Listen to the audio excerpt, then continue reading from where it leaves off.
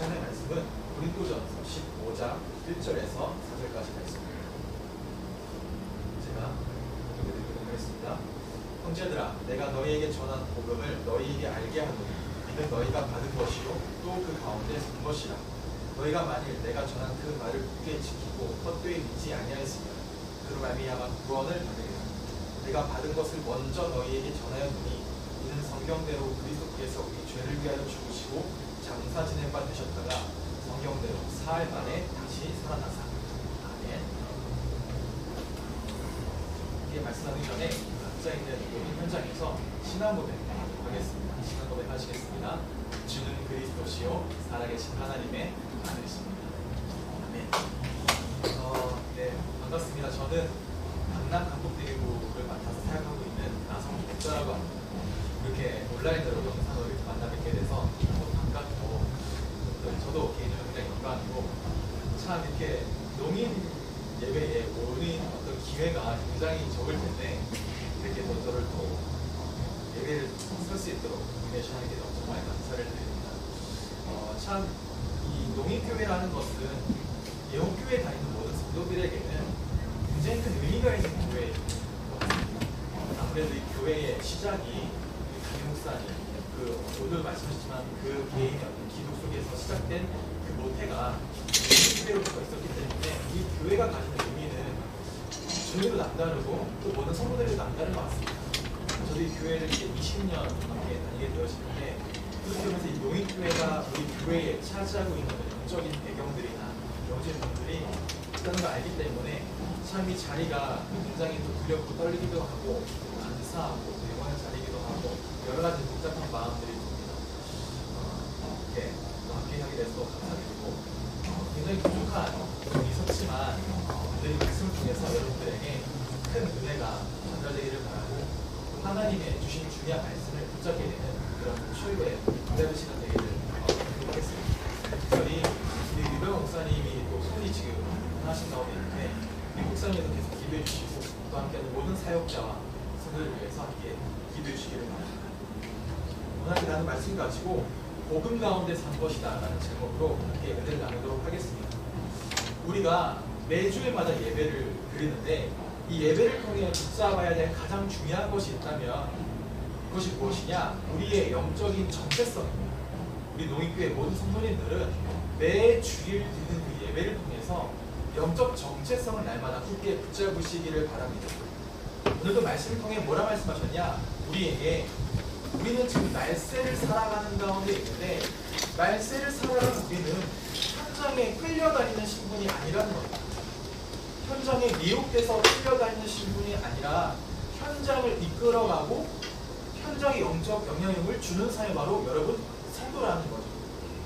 그렇기 때문에 뭐해라? 예배에 성공하고 훈련을 통해서 영적 분별력을 갖추라고 말씀을 하신 것입니다. 또 뭐라 하셨냐?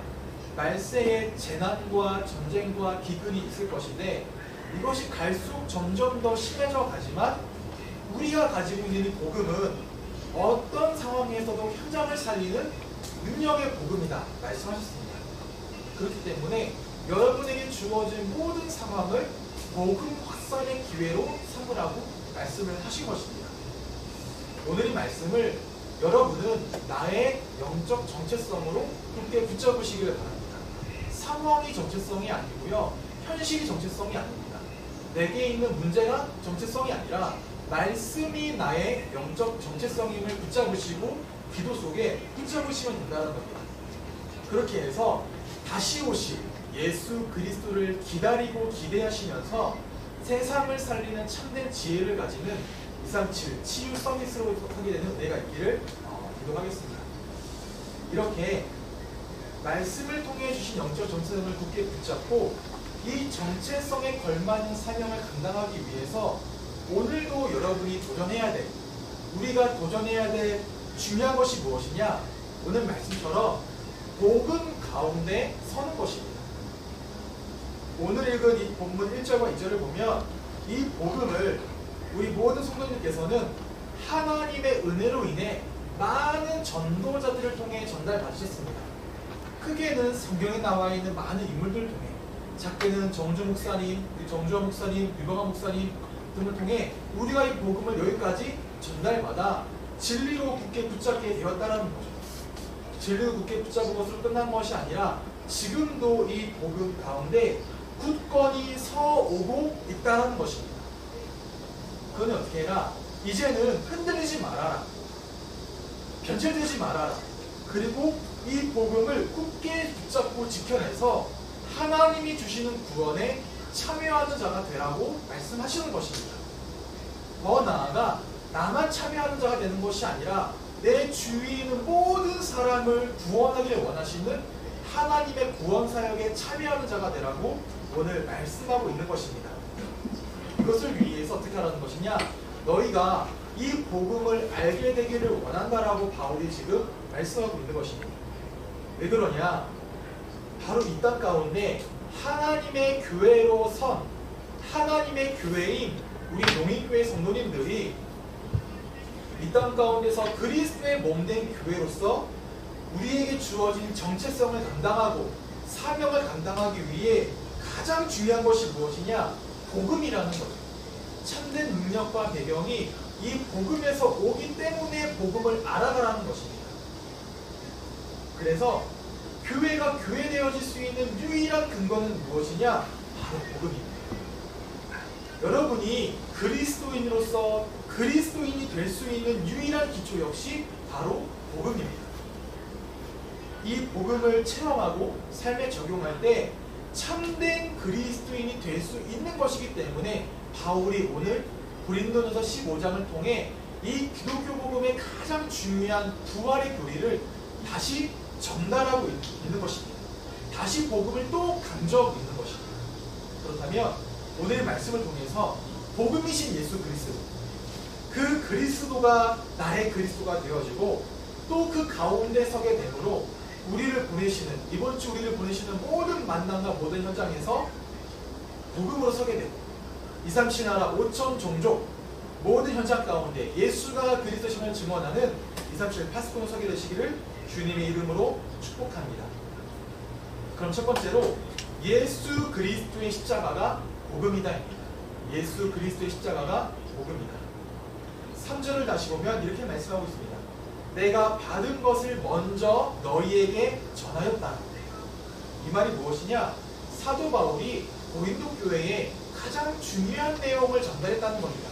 먼저란 말은 어떤 말이냐? 가장 중요한 걸 전달했다는 것입니다. 그 가장 중요한 게 무엇이냐?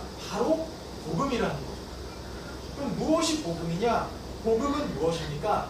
성경대로 예수 그리스도께서 우리 죄를 위하여 죽으시고 장사 지낸 바 되셨다가 성경대로 사흘 만에 다시 살아나신 것이 바로 복음입니다. 로마서 1장 2절과 4절에도 바울이 동일하게 고백하죠. 이 복음은 하나님께서 선지자를 통하여 우리에게 주신 것인데, 약속하신 것인데, 그 아들에 관하여 말하면 다윗의 혈통으로 나셨고 성결의 영으로 죽은 자 가운데서 다시 부활하사 능력으로 하나님의 아들로 선포해 주셨으니 곧 우리 주 예수 그리스도시다. 복음이 무엇입니까? 복음이 무엇이냐? 한마디로 말한다면 복음은 예수 그리스도의 십자가 대속과 부활이 바로 복음입니다. 그러면 왜 그리스도의 십자가가 복음입니까? 왜냐하면 예수 그리스도의 십자가를 통해서 우리의 모든 죄와 저주가 완전히 용서받았기 때문에 그렇습니다. 로마서 3장 23절에 보면 우리가 모든 사람이 죄를 범하였으며 하나님의 영광에 이르지 못했는데 그리스도 예수 안에 있는 성령으로 말미암아 하나님의 은혜로 값없이 의롭다함을 얻었느니라 말씀하고 있습니다. 우리는 원래 하나님의 형상대로 창조되어서 하나님과 함께 하였는데 창세기 3장 사건으로 인해 하나님의 말씀에 불순종하여 하나님을 떠나 죄 가운데 빠져 사탄의 종노릇하며 영원한 멸망길로 갈 수밖에 없었던 본질상 진노가 자녀였습니다.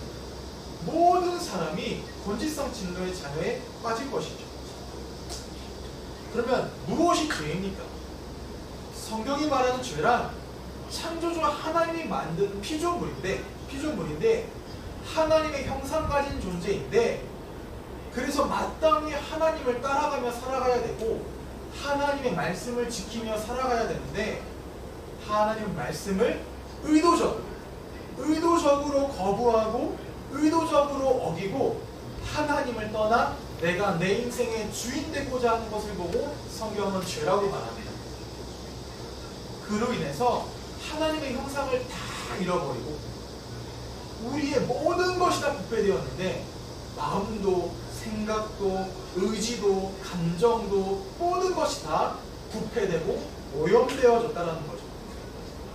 그러다 보니 어떻게 되느냐, 이 죄로 인해서 오염된 것으로 인해서 우리가 행하는 모든 것이 다 죄악이 되어버린 것입니다. 이 말이 우리가 어쩌다가 죄를 짓는다는 말이 아닙니다. 근본적으로 죄를 지을 수밖에 없는 상태이고 혹여나 너무 착해서 너무 선인이라서 세상에서 죄를 짓는다 하지 않는다 하더라도 그 근본의 이미 의로움을 찾을 수 없는 상태라는 거죠. 그런데 어떻습니까? 그런 의로움이 전혀 없는 우리를 위해 예수 그리스도께서 십자가에서 흘린 그 피로 우리의 죄로 인한 모든 허물을 다 깨끗이 씻으셨고 죄로 인한 우리의 모든 저주를 다 예수님이 감당하신 것입니다. 히브리서 9장 10절에 보니까 뭐라 말씀하시냐, 예수 그리스도의 그 피로 우리에게 완전한 속죄를 단번에 이루셨고 영원히 이루시고 우리에게 값없는 하나님의 은혜로 의를 회복시켜 주셨다라고 말씀하고 있습니다. 그 십자가상에서 십자가의 보혈로 그 어떤 것으로도 씻을 수가 없고 어떤 것으로도 해결할 수 없는 우리의 죄와 허물을 완전히 씻으셔서 우리를 살리셨고 우리의 노력으로는 도저히 회복할 수 없는 도저히 이룰 수 없는 의를 우리에게 얻게 하신 것입니다. 이게 은혜입니다. 그래서 예수 그리스도의 십자가가 우리에게 복된 소식, 기쁜 소식, 참 복음이 되어진다는 것입니다. 그리고 두 번째로 무엇이냐, 십자가 사건을 통해서 우리에게 하나님이신 예수님이 이 땅에 오신 낮아지심을 보여주기 때문에 이것이 우리에게 복음이라는 것입니다. 우리는 흔히, 세상 사람들은 흔히 하나님이 육신을 입었다는 게 뭐 어때? 뭐 그럴 수 있잖아 라고 말합니다. 그 정도는 할 수 있는 거 아니야 라고 말합니다. 그 정도는 가능한 거 아니야 라고 말합니다. 그런데 성경은 이 하나님이 이 땅에 오신 것을 보고 뭐라 말하시냐, 하나님이 자기 자신의 특권을 다 버리시고 종의 모습으로 지극히 낮아지신 것이다 라고 말하는 거죠. 빌립보서 2장 7절에 오히려 자기를 비워 종의 형체를 가지사 사람들과 같이 되셨고 사람의 모양으로 나타나사 자기를 낮추시고 죽기까지 복종하셨으니 곧 십자가에 죽으심이라 말씀하고 있습니다. 여러분, 하나님이 어떤 분이십니까? 우리가 믿는 하나님이 어떤 분이십니까? 하나님은 영원 전부터 영원 후까지 스스로 존재하시는 전지전능하신 하나님이시고 모든 만물을 다스리시는 분이시고 절대 주권자이십니다.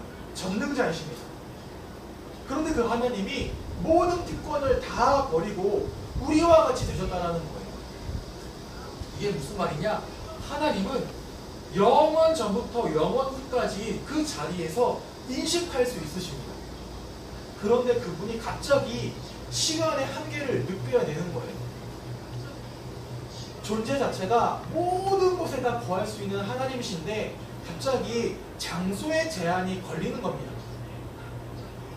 능력에 한이 없으신 분인데 이제 그 한계를 느껴야 되는 거예요. 그렇게 자기의 한계를 자기의 어떤 능력을 다 버리고 한계를 가지고 오셨는데 어떻게 오셨냐?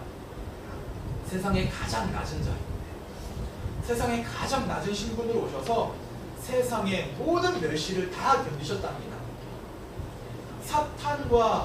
사탄의 시험을 안 받아도 되는 분이고 죄의 유혹을 안 받아도 되는 분인데 사탄의 유혹과 죄로부터의 시험을 받으셨고요. 육체의 연약함. 성경에 보니 모든 배고픔, 모든 아픔, 슬픔과 고통을 다 체험하시고 죽음까지도 직접 겪으셨다는 거예요. 이사야 53장 3절에 보니까 그는 사람들에게 멸시를 받았고 버림을 받았고 고통을 받았다.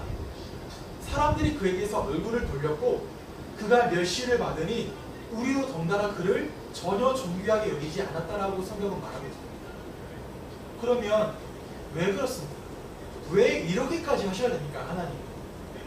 히브리서 2장 17절에 이렇게 말씀하십니다. 그가 시험을 받아 고난을 당하셨은즉 시험 받는 자들을 능히 도우실 수 있느니라. 제가 어떤 글을 읽었는데 굉장히 감동받았던 내용이 무엇이었냐? 어떤 한 사역자가 있었습니다. 기존교회 사역자입니다. 이 사역자가 막 사역을 하다가 어느 날 마음에 낙심하게 된 겁니다. 낙심하게 되고 막 이렇게 다니게 됐죠. 근데 교회를 안 나가고 막 다니는데 어느 대학가를 갔다가 대학교에 걸린 어떤 그 현수막을 보게 된 거죠. 플래카드를 보게 된 겁니다. 근데 그 고백을 보고 마음이 돌아오게 됐다라는 고백을 들었는데 그 현수막에 적혀있는 고백이 무엇이었냐? 여러분 그 세월호 사건 아시죠? 그 세월호 사건 때 자녀를 잃은 한 부모의 신앙 고백이 그 플래카드에 적혀져 있었다고 합니다. 뭐라 적혀져 있었냐? 이 부모가 이렇게 고백하는 거예요. 내가 하나님을 믿는 이유는 그분이 나와 같이 아들을 잃어본 아픔을 아시기 때문이다. 그래서 내가 그 하나님을 신뢰하고 믿는다라는 고백을 적은 그 신앙 고백을 보고 이 분이 신앙을 다시 돌이키게 됐다라는 거죠. 그렇습니다.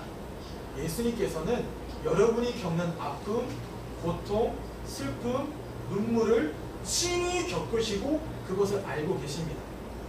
십자가 사건을 통해서 말씀하시는 거예요. 우리에게 하나님이신 예수님이 우리를 공감해 주셨고 우리가 느끼는 모든 아픔과 눈물과 고난의 경험을 동일하게 느끼고 동일하게 이해할 수 있으시며 그 고난 중에 있는 우리를 충분히 건져낼 수 있는 능력의 하나님이다라고 말씀하고 계시고 우리에게 그것을 지금 보여주고 계신 것입니다. 우리의 주인 되신 예수님께서는 여러분의 모든 눈물을 아십니다. 모든 아픔을 아십니다. 그리고 공감하신다는 거예요. 제가 정말 죄송한 말씀이지만 저는 여러분들을 어쩌면 이해할 수는 있지만 공감하지는 못합니다. 너무너무 공감하고 싶기도 하고 그런 답답함을 겪고 싶기도 하지만 어쩌면 저는 공감하지 못해요. 평생을 가도 공감하지 못할 수 있습니다. 어쩌면 공감한다라는 게 거짓말일 수 있어요. 저는 절대 모릅니다. 그런데 성경 말합니다. 예수님은 여러분들의 모든 아픔과 상황과 눈물과 슬픔을 다 겪어서 알고 계시고 공감하고 계시고 거기서 건져내시는 구원자 하나님이시라고요. 그러니 이 십자가가 우리에게 능력이 되어지고 우리에게 복음이 되어지고 우리에게 기쁨이 되어진다는 거죠. 또 무엇을 말하냐? 이 십자가를 통해 하나님의 사랑이 우리에게 나타났습니다. 로마서 5장 8절에 우리가 아직 죄인 되었을 때에 그리스도께서 우리를 위하여 죽으심으로 하나님이 우리에 대한 자기의 사랑을 확증하셨습니다. 우리가 예수 그리스도의 십자가를 생각할 때마다 감사할 수 있는 것은 그 십자가가 나를 향한 하나님의 그 큰 사랑, 아무 조건도 안 되고요, 아무 자격도 안 되고요, 아무런 배경도 없는 나를 향한 한없는 사랑을 계속해서 보여주기 때문에 그렇습니다. 그리고 더 놀라운 건 그 사랑이 그냥 말로만 하신 것이 아니라요, 우리를 죽기까지 사랑하시고 그 죽음마저 각오하고 실제로 자기 목숨을 버리기까지 여러분을 사랑하신다는 거예요. 제가 아무리 저 생각해봤습니다. 저에게 제 자녀 둘이 있는데 내가 정말 이 아이들을 사랑하지만 내가 이 아이들을 위하여 목숨을 버릴 수 있을까? 쉽게 그 선택에 안 가시더라고요. 어쩔 수 없이 안 가시더라고요. 그런데 하나님은 여러분을 죽기까지 사랑하시고 실제로 죽으심으로 사랑하셨습니다. 그렇기 때문에 우리 농인교회 모든 성도님들께서는 오늘도 예수님의 십자가를 생각하고 보혈을 생각하고 이 십자가 대속을 생각할 때마다 마음속에 항상 감사하시고 항상 감격하시기를 바랍니다. 제가 십자가 찬양을 부르고 십자가 찬양을 고백할 때마다 마음속에요 너무나 감사한 거 있죠. 어느 날 사역을 마치고 집에 돌아가는 길에 십자가 사랑을 찬양하는 찬양을 듣는데 계속 반복해서 들으면서 마음속에 뭐 말로 표현 못하는 감동이 계속 오는 겁니다. 뭐 눈물이 흘리지 않지만 눈물이 막 핑 돌 정도로 너무나 감사한 거예요. 그 십자가 무엇이게 나를 사랑하십니까? 나를 이토록 사랑하십니까? 이게 느껴지고 누려지고 막 되어지는 거죠. 여러분에게도 이런 고백이 있기를 바랍니다. 예수님께서 이 십자가를 통해 우리에게 완전한 자유를 주시고 완전한 해방을 주시면서 말씀하시는 거예요. 나는 너를 사랑한다. 나는 너를 전적으로 공감한다. 나는 너를 이해한다. 그러니 너는 오직 나만을 신뢰하고 오직 나만을 의지해라 라고 말씀하시는 것입니다. 이렇듯 십자가를 통해 우리에게 말로 다할 수 없는 사랑과 은혜를 오늘도 베풀어 주시고 나타내주고 계신 것입니다. 그러면 이 사랑과 은혜를 깨달은 여러분이 이제 뭐 해야 될까요? 고린도후서 5장 15절에 이렇게 말합니다. 예수님이 모든 사람을 대신하여 죽으심은 산 자들로 하여금 다시는 저희 자신을 위하여 살지 않고 오직 그들을 대신하여 죽었다가 다시 사신 자, 곧 예수님을 위하여 살게 하려 하십니다. 예수님의 십자가 복음에 대한 감사와 감격이 있는 자는 이제 뭐 하는 것이냐? 나를 위해 십자가에서 피를 흘리신 예수님을 위해서 살고 그 그리스도를 믿는 믿음으로 산다라는 것이죠. 찬양 중에 무엇이 변치 않아라는 찬양이 있습니다. 이 찬양 가사에 보면 이렇게 고백하고 있습니다. 무엇이 변치 않아 나의 소망이 될 수 있으며 무엇이 한결같아서 내 삶을 품을 수 있겠습니까? 그 누가 나를 만족하게 해서 내 영이 쉴 수 있게 되며 내가 그 누구를 기다려야 내 영이 기쁠 수 있겠습니까? 십자가 그 그늘 아래 내 소망이 있고 십자가 그 그늘 아래 내 생명이 있습니다. 오직 예수 그리스도만이 나와 우리와 지역과 현장을 넘어서 2, 3, 7 나라 모든 사람의 유일한 소망되고 생명됩니다. 그러니 우리 농익교회 성도님들은 오늘 이 십자가에서 완전한 소망과 완전한 생명을 굳게 붙잡으시고 이 오늘도 이 감격 가지고 예수 그리스도의 십자가를 세상의 유일한 소망으로 전달하는 그리스도의 제자가 되시기를 주님의 이름으로 축복합니다. 그럼 두 번째로 예수 그리스도의 부활이 복음이다. 예수 그리스도의 부활이 복음이다. 사도 바울이 고린도전서 15장을 통해서 예수 그리스도의 부활에 대해 이야기하고 장차 너희도 이 부활에 동참하게 될 것이다 라고 말하면서 무엇을 말하냐? 이 예수 그리스도의 부활은 역사적 사실이다. 그리고 예수 그리스도의 부활은 성경에 예언된 것인데 이것이 성취되었다. 이 사실과 성취에 나와 모든 사도들이 증인이다 라고 말하고 있는 것입니다. 왜 이것을 강조하느냐? 고린도전서 15장 14절에 이렇게 말해요. 그리스도께서 만일 다시 살아나지 못하셨으면 우리가 전파하는 것도 헛것이요 또 너희의 믿음도 헛것이다. 바로 이 그리스도의 부활이 기독교 복음의 가장 중요한 핵심이라는 것입니다. 이것이 교회가 존재하게 되는 근거라는 거예요. 그리고 우리의 믿음의 중심이 바로 그리스도의 부활 사건이라는 것입니다. 그렇기 때문에 여러분이 오늘도 예수 그리스도의 십자가를 바라보면서 그 은혜에 감사하시고요. 두 번째로는 그리스도의 부활을 바라보시면서 그 능력으로 인해 참된 소망을 품고 살아가게 되시기를 바랍니다. 왜냐? 예수 그리스도의 부활은 구원의 능력입니다. 로마서 1장 4절에 성결의 영으로는 죽은 자들 가운데서 부활하사 능력으로 하나님의 아들로 선포되셨다가 부활의 능력으로 예수님께서 하나님의 아들이심을 나타내신 것입니다. 물론 예수님은 원래부터 하나님의 아들, 곧 하나님이셨습니다. 그리고 이 땅에 인간의 몸을 입고 오셨지만 여전히 하나님의 아들이셨고 하나님이셨어요. 그런데 이게 무슨 말이냐? 이제 부활 후에 하나님께서 예수님을 높이셔서 모든 세상 사람들 앞에 공공연하게 예수가 주고 예수가 그리스도이고 예수가 세상의 임금이며 예수가 유일한 구원자라고 선포하시고 나타내시고 드러내신다는 것입니다. 그리고 그 이름을 지극히 높여서 이 세상뿐만 아니라 오늘 모든 세대 앞에 이 이름을 뛰어나게 하겠다. 이 이름을 구원의 이름, 승리의 이름이 되게 하겠다. 그래서 이 이름을 믿는 모든 자마다 구원의 축복, 승리의 축복을 얻게 하겠다라고 지금 선포하시는 것입니다.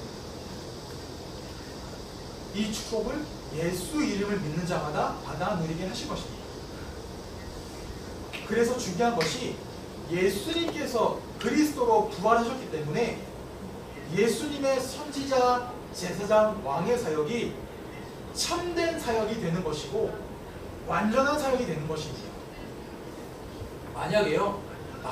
만약에 예수님이 십자가만 지시고 피를 흘려 죽으시고 사망의 권세 아래 머물러 있는 것으로 끝났다 하면 예수님은 사망을 이기지 못하신 것이 되십니다.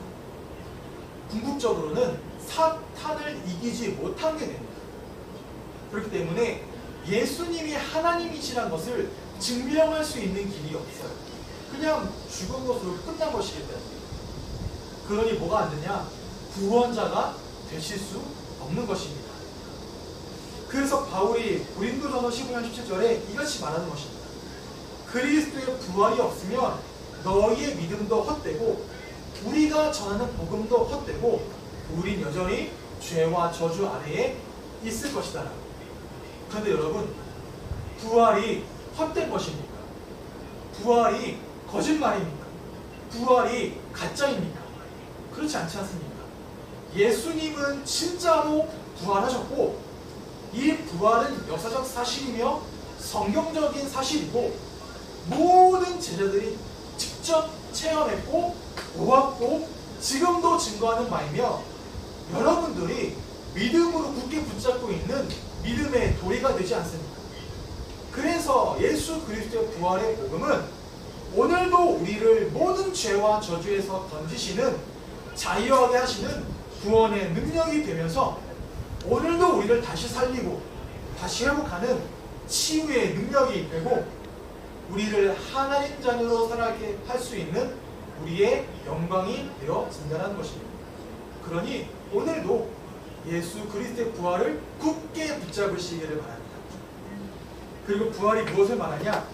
이 부활은 예수님이 지금도 살아계신다는 것입니다. 예수님이 지금도 살아계셔서 우리와 함께 하신다는 것입니다. 그래서 예수 그리스도의 부활은 단순히 우리를 구원하는 능력만 해서 끝나는 것이 아니라 지금도 세상을 살아가는 가운데 실제적인 능력이 되어진다는 것입니다. 예수님은 세상의 모든 왕들보다 뛰어난 이름을 갖고 계세요. 예수님은 세상의 수많은 거짓신들보다 뛰어난 권세를 가지고 계십니다. 이 예수님이 지금도 살아계셔서 우리와 함께 하신다라는 거죠. 그렇기 때문에 우리가 늘 고백하고 있는 임마누엘, 여러분이 늘 누리고 있는 이 임마누엘의 비밀은 여러분 보통 축복이 아닙니다. 어떤 축복이냐? 전능하신 하나님께서 우리와 함께 하시고 우리를 친히 다스리시고 굳게 세우신다는 거예요. 우리가 시험을 당할 때, 고난을 당할 때 항상 우리를 지키시고 항상 우리의 힘이 되신다는 것입니다. 여러분, 여러분의 머리카락 하나도 상하지 않게 하시겠다라고 말씀하셨습니다. 너희를 먹이고 입히고 보호하겠다라고 말씀하고 계신다는 것입니다. 더욱이 여러분의 믿음이 떨어지지 않도록 지키십니다. 오늘도 말씀하시죠. 코로나19로 인해서 많은 교회 성도들의 믿음이 떨어졌다라고 합니다. 신앙이 희미해지고 있다고 합니다. 그런데 복음 가진 교회는 여전히 서 있다라는 거예요. 여러분, 이 교회가 예언교회만 말합니까? 그렇지 않죠. 여러분 성도 한 사람 한 사람이 교회인데 복음 가진 교회는 믿음이 흔들리지 않았다라는 거예요. 왜? 성령님이 지키고 도우고 계시기 때문에. 또 어떻게 하시냐? 직분을 감당한 능력을 주시고 현장을 다스릴 권세를 주시고 정복할 권세를 주십니다. 여러분이 우리 예언교회 농인 성도님들이 지금 이 자리에 앉아 237 나라 5천 종족을 말하고 기도하고 고백하고 선포할 수 있는 이유가 무엇입니까? 하나님이 살아계시니까, 예수님이 살아계시니까, 예수님이 우리에게 현장을 다스리고 정복할 권세를 주셨기 때문에 우리가 이 자리에서 기도하며 선포하며 고백하며 마음에 담을 수 있는 것이잖아요. 우리가 기도할 때 살아계신 하나님이 일하시니까. 여러분 보고 계시잖아요. 그러니 뭐하라는 건가요? 여러분의 모든 것 속에서, 모든 삶의 부분 속에서 마땅히 예수 그리스도의 이름을 부르라는 겁니다. 모든 이름이 뛰어난 그 이름을 부르라는 겁니다. 부르면 예수님은 죽으시지 않았고 살아계시기 때문에 들으십니다. 우리와 항상 함께 하시기 때문에 우리를 친히 도우십니다. 그분이 능력이 하나님이시기 때문에 우리를 돕고 건지시고 세우시기에 충분히 능력 있는 하나님이 되십니다. 그리고 오늘 강단 말씀처럼 예수 그리스도의 부활은 우리에게 소망이 되어집니다. 예수님은 말씀을 다 이루셨습니다. 어떤 말씀만 남았냐? 내가 다시 이 땅 가운데 오겠다. 재림의 약속만 남았습니다. 그리고 이 말씀 역시 반드시 성취되어 질 것입니다. 다시 오실 때 어떻게 오시냐? 모든 만물을 심판하시고 모든 사람의 각 행위마다 심판하시는 심판자로 오시겠다라고 말씀하셨습니다. 그런데 이때 하나님의 자녀인 여러분은 충성의 일꾼이요 그리스도의 제자된 우리는 어떻게 판결하시냐? 이렇게 판결하십니다. 마태복음 25장 21절에 그 주인이 이르되 잘하였도다. 착하고 충성된 종아, 내가 작은 일에 충성하였음에 내가 많은 것을 내게 맡기리니 내 주인의 즐거움에 참여할지어다. 이렇게 심판하신다는 거예요. 너희 참 잘했다. 착하고 충성된 나의 자녀다. 그때 우리의 구원이 완성되고 우리에게 주실 상급과 면류관을 쓰고 하나님과 함께 영원한 기쁨과 생명을 누리게 된다는 것입니다. 그래서 우리는 그 소망으로 살아가는 거예요. 예수님 다시 오실 그때를 기다리며 기대하며 그 믿음을 지키고 오늘 살아가는 것입니다. 그리고 그때 약속하신 대로 우리 역시 가장 아름다운 모습으로, 가장 완전한 모습으로 생명의 부활로 다시 살아나게 된다라고 말씀하고 있습니다. 고린도전서 15장 42절에 이렇게 말씀하시죠. 죽은 자의 부활도 그와 같으니 썩을 것으로 심고 썩지 않을 것으로 다시 살아나며 욕된 것으로 심고 영광스러운 것으로 다시 살아나며 약한 것으로 심고 강한 것으로 다시 살아나며 육의 몸으로 심고 신령한 몸으로 다시 살아난다라고. 여러분 진짜 기대하시기 바랍니다. 천국에서 나의 모습이 어떠할지, 천국에서 나의 삶이 어떠할지 기대하세요. 하늘 앞에 섰을 때 하나님이 나를 어떻게 칭찬하실지 기대하며 우리는 살아가는 것입니다. 이게 바로 부활신앙, 재림신앙입니다. 그렇기 때문에 오늘도 이 부활신앙을 가지고 부활 소망을 가지고 삶의 모든 현장에서 생명력 있게 살아가시기 바랍니다. 세상의 사람들은 이 부활과 재림의 신앙이 없기 때문에 힘없이 살아갑니다. 죽으면 끝인 줄 알기 때문에 바득바득 거며 살아갑니다. 여러분 그렇지 않잖아요. 부활과 재림의 소망 가지고 살아오게 되시기를 주님의 이름으로 축복합니다. 결론입니다. 바울이 이 복음을 다시 말하면서 권면하는 말이 있습니다. 뭐라고 권면하느냐? 내가 전한 이 말을 굳게 지키고 헛되이 믿지 아니하면 그로 말미암아 구원을 얻으리라. 오늘도 우리가 받은 이 복음, 오늘도 우리 목사님을 통해 주신 이 복음의 내용을 여러분 헛되이 받지 말고 절대로 흘려보내거나 놓쳐버리지 말고 단단히 염이라는 거예요. 염이어서 이 안주머니에 넣듯이 깊이 있게 간직하고 있으라는 것입니다. 단순히 기억하고 있으라는 것이 아니라 소중한 것을 사수하듯이 지키고 있으라는 거예요. 만약에 제가 중요한 물건 가지면 손에 이렇게 달랑달랑 안 들고 다닙니다. 어디에 넣나요? 이 안주머니에 딱 여며서 넣고 안 빠져나오게 가지고 다니죠. 이게 지킨다라는 거예요. 왜 지켜야 되느냐? 오늘도 말씀하셨죠. 사탄이 오늘도 우리에게서 복음의 은혜만은 뺏어가려고 자꾸 미혹합니다. 호시탐탐 노리면서 어떻게 하면 속일까 바라보고 있습니다. 여러분, 우리가 받은 복음은 절대 건드릴 수 없어요. 여러분이 받은 구원은 건드릴 수 없습니다. 근데 뭐 할 수 있느냐? 은혜는 빼앗아갈 수 있어요. 복음에 깊이 뿌리 내리지 못하게 할 수 있습니다. 훈련받지 못하게 할 수 있고 예배에 성공하지 못하게 할 수 있습니다. 그러니 지키라는 거예요. 지금 이 자리에서 하나님의 능력을 체험하고 십자가의 감격을 누리고 부활의 소망을 품으라는 겁니다. 그러면 어떻게 되냐?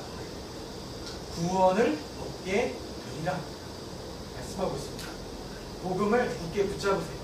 굳게 붙잡는다는 말이 무엇이냐? 말씀을 들었으면 말씀을 붙잡고 말씀을 누리라는 겁니다. 말씀을 내 마음속에 심어서요, 말씀이 뿌리 내리고 자라가고 열매 맺도록 여러분 물도 줘야죠. 거름도 줘야죠. 돌도 제거해야죠. 잡초도 뽑아야죠. 이걸 보고 뭐라 하냐? 묵상이라고 합니다. 여러분 묵상하시기 바랍니다.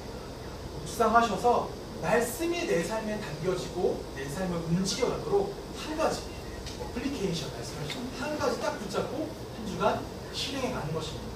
이때 굳게 서 있게 되어집니다. 그렇게 굳게 서 있는 자들에게 하나님 주시는 상급입니다. 고린도전서 15장 마지막 절에 이렇게 말씀하세요. 그러므로 내 사랑하는 형제들아, 변실하며 흔들리지 말고 항상 주의 일에 더욱 힘쓰는 자들이 되라. 이는 너희 수고가 주 안에서 헛되지 않은 줄 알미라. 세상 사람들은 내 인생이 어디서 와서 무엇을 하다가 어디로 가는지 전혀 모르는 헛된 인생을 살다가 헛된 것을 남기고 가는데, 우리는 어떻게 하냐? 우리는 하나님께로부터 와서 하나님께로 가는 인생을 사는 가운데 결코 헛된 것을 남기지 않게 된다는 것입니다. 헛된 것을 남기지 않는 것만이 아니라 이것을 다음 세대에게 전달하게 되어지고 영원까지 전달하는 절대의 작품을 남기게 된다는 거예요. 여러분이 오늘도 복음을 사수하고 복음의 진리를 전달하기 위해 가는 이 언약의 여정이 절대로 헛되지 않다라는 거죠. 여러분이 지금 이 자리에서 현장 복음화, 가정 복음화, 지역 복음화, 2, 3주 나라 복음화, 5천 종류 복음화를 위하여 기도하는 그 기도가 절대로 헛되지 않냐면 이걸 위해 하는 수고와 헌신이 절대로 헛되지 않는다는 겁니다. 뭐 하면? 복음 가운데 굳게 서 있으면. 그렇기 때문에 오늘도 복음을 사수하시고 생명처럼 붙잡고 전달하시기 바랍니다. 그렇게 해서 하늘의 해와 같이 빛나고 별과 같이 영원히 빛나는 전도자의 인생 되시기를 주님의 이름으로 축복합니다. 제가 기도하겠습니다. 하나님 감사드립니다. 우리 너무나 귀한 농인교회의 모든 성도님 한 사람 한 사람들이 오늘 말씀처럼 복음 가운데 굳게 설 수 있도록 성령의 은혜를 공급하여 주옵소서.